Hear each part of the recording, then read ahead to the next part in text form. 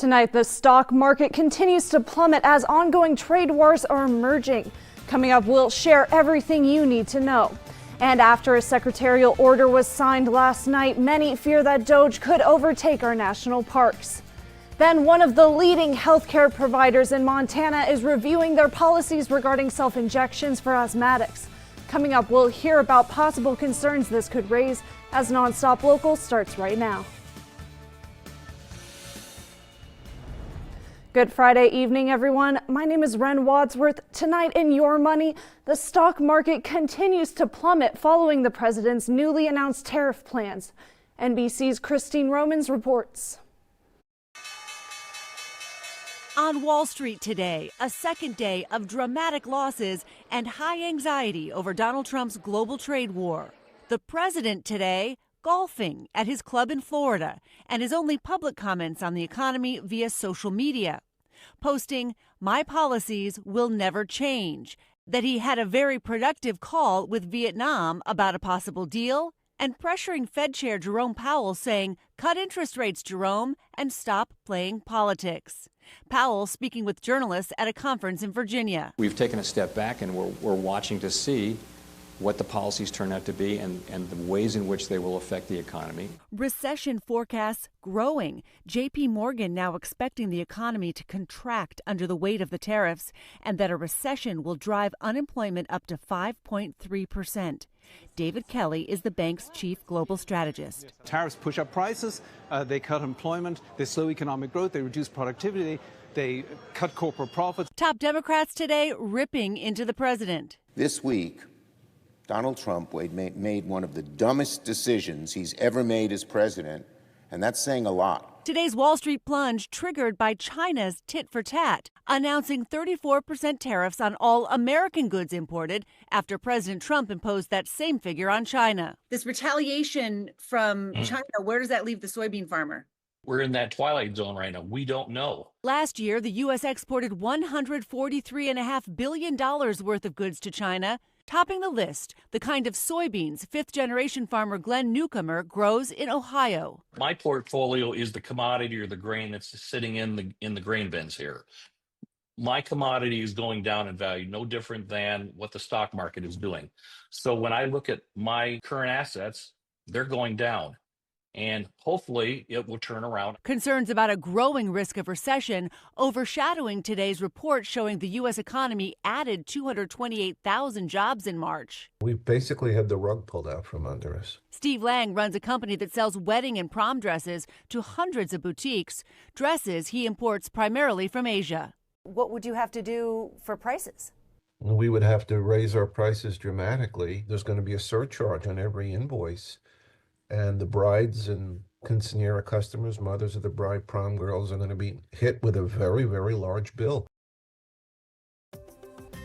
Alrighty, let's shift our attention to weather with Chief Meteorologist Tracy Smith, where we've had some clear skies ahead of us after that brief blast of snow we saw just yesterday. Tracy, tell us a little bit more.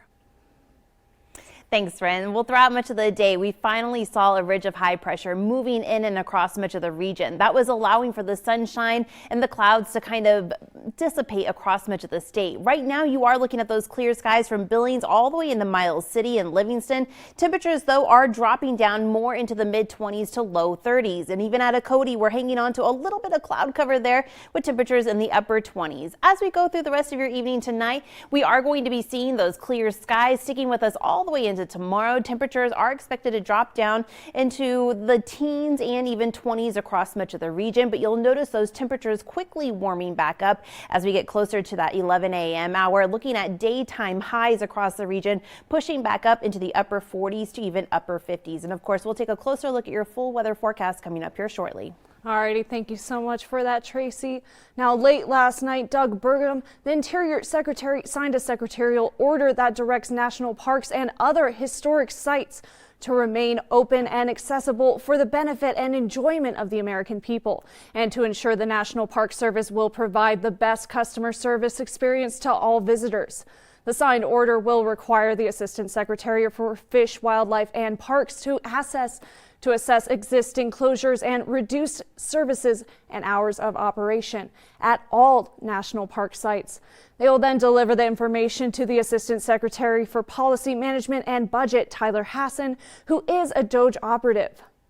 This raises concerns as some feel this could potentially be used to cut park superintendents and the public out of future decisions. The executive director for the Center of Western Priorities weighed in on the action, saying, quote, "Well, it's official. Elon Musk's DOJ is taking over America's national parks. If passed is prologue. The public will be left completely in the dark about all the decisions made by these unelected political insiders and corporate hacks with no actual knowledge of parks and public lands," end quote. In America tonight, family members of Dr. Martin Luther King Jr. held a wreath-laying ceremony in Atlanta earlier today to mark the anniversary of his assassination. It was 57 years ago today when Dr. King was shot and killed on a hotel balcony in Memphis, Tennessee. Dr. King's family gathered at the King Center for the annual wreath-laying ceremony. His daughter, the Reverend Dr. Bernice King, asked those in attendance to remember the quote, "Extraordinary work he gave his life to and gave his life for, as well as his legacy of nonviolence." She urged others to be grounded in unconditional love, as she said her father was. And we need more of that kind of love, not dismissing injustice, but a love that gives us the capacity to pull people in and pull people up, and to expose wherever the injustice is, so that we have the power and the strength to fight it and defeat it, and not defeat the people and destroy the people in the process. And in southern Missouri, as well as northern Arkansas, the U.S. Army Corps of Engineers is helping communities prepare for the flooding taking place. The Corps and volunteers filled sandbags using sandbag machines. They have several of these machines across the country. They fill sandbags faster than the typical shovel can. And they say a trained crew can fill thousands of sandbags an hour. Jay Townsend explained that these machines are sent on an as-needed basis to communities that reach out to them. Communities can reach out to our emergency management offices, so you can reach out to them either through Arkansas Department of Emergency Management or Missouri Department of Emergency Management as well, and they know how to contact us. Really, it's a unique system. We bring the machine, the communities bring the sand and the front end loader, and then we work together to get the sandbags filled up and put in place. In case you missed it, a Billings man accused of meth, fentanyl, and cocaine possession has pled guilty to possession with the intent to distribute.